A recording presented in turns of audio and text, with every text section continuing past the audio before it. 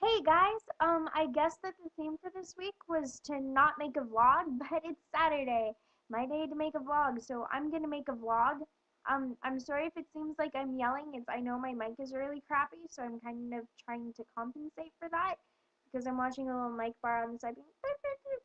And, I'm really sorry for doing another webcam upload. I don't really have the time tonight to make a nice vlog for you guys, because I'm still working on this beast, and, uh, yeah, color blocking the skull, exciting, I know. But since there was no theme decided for this week, I thought since most of you guys are Whovians and I'm replicating a Van Gogh piece for my painting class, that I could give you guys some quick Van Gogh facts. I'm doing all of it from memory, so it might be kind of jumpy, so I'm really sorry about that. Um, Van Gogh had two older sisters and a younger brother. His dad was a cleric. Well, his dad was a clergyman. There we go. I think that's right. Too much wow on the brain. Um, he, before he was a painter, he was a book salesman. He was a clergyman like his dad. He wanted to make him proud, and he wanted to follow in his footsteps. And he was an art salesman with his brother, who was the art salesman. And it was with that he decided that he wanted to be an artist.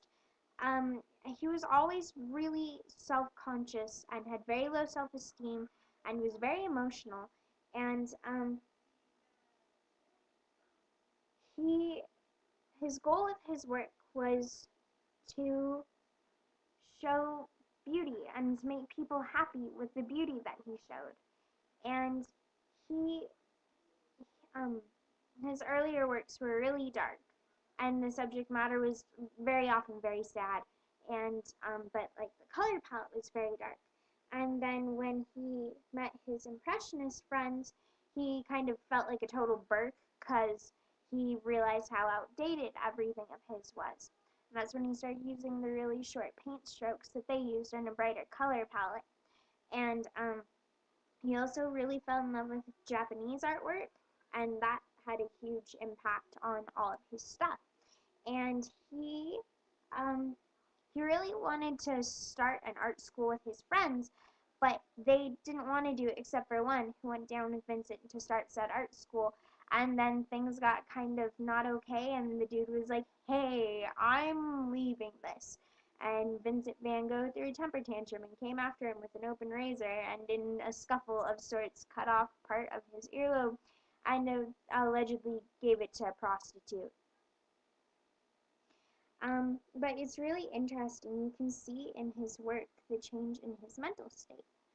As he got older, he got a lot more sick. And that's where, like, for example, if you look at his earlier work, like, I don't know, say 2 years before he killed himself, versus Starry Night, which was that did not help, which was, very, very close to when he killed himself. You can see a huge difference in the pronunciation of um, the brushstrokes, how how very pronounced they are, and and the colors too. And well, he suffered from lead poisoning because I don't know if you guys know this, but oil paint has a really high lead content, and supposedly he ate paint chips. And yeah, so for one thing, that causes you to see like a yellow tint with stuff, which a lot of people hypothesize is why there was so much yellow in his work. And also that and a few other disorders cause you to see halos around lights, which would account for things. For example, it's really, really, you can see it very well in like Starry Night around the stars and the moon and everything, how there's just those big halos. And yeah, but towards the end of his life, he checked himself into a mental institution. And then well, that's where he made a lot of his pieces. He made a lot of pieces when he was in a mental institution. And then he checked himself out and he shot himself in the chest. And future reference, that's a really bad way to try and off yourself, because one thing you can't really get a good angle, and bullets ricochet bones. And he was alive for I think 2 days after he shot himself, and then he died. And very shortly after Vincent died, his brother also died, and his wife made it her goal to make sure that Vincent got recognized for his work, because she and her husband thought they could really see the potential that Vincent had and thought that he was brilliant. And she wanted to make sure that everybody else saw that too.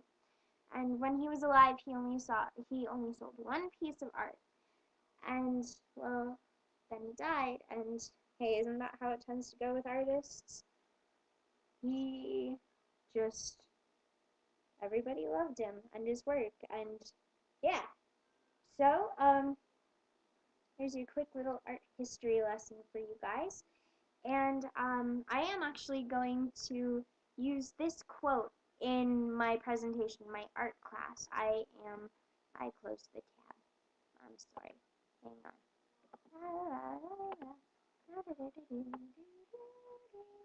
Here we go. And to close off this vlog and the presentation in my art class, to me, Van Gogh is the finest painter of them all. Certainly the most popular, great painter of all time. The most beloved, his command of color most magnificent. He transformed the pain of his tormented life into ecstatic beauty. Pain is easy to portray, but to use your passion and pain to portray the ecstasy and joy and magnificence of our world. No one had ever done it before. Perhaps no one ever will again. To my mind, that strange, wild man who roamed the fields of Provence was not only the world's greatest artist, but also one of the greatest men who ever lived.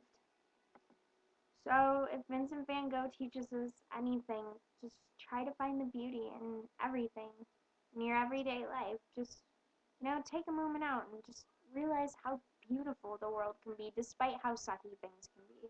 That there's still beauty in it, and still greatness. So, until the next nerd, DFTBA, bye! I will find button.